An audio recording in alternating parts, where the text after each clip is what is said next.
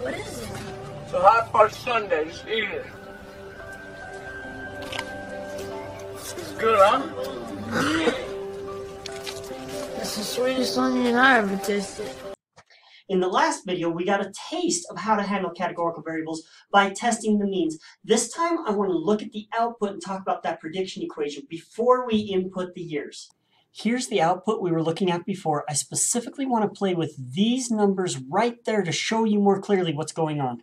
So here's this piece of the output. If we wanted to write out a prediction equation, we do it the same way we've been doing it, y equals beta naught plus beta 1x. Where x in this case is gender male, that categorical effect.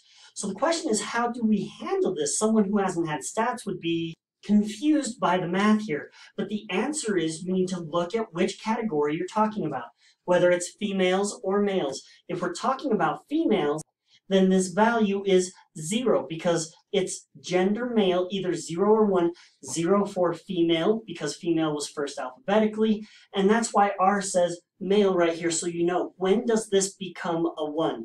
It becomes a 1 when we're talking about males. So here's the way this equation changes based off which category you're using.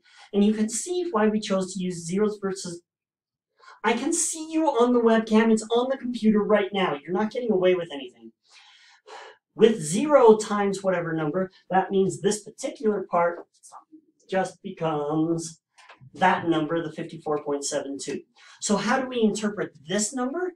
This number is the value for women. This is why we call women the baseline. The 0 category is this intercept value right here. And what does this number mean? Well, this is the number for men that gets added onto this number.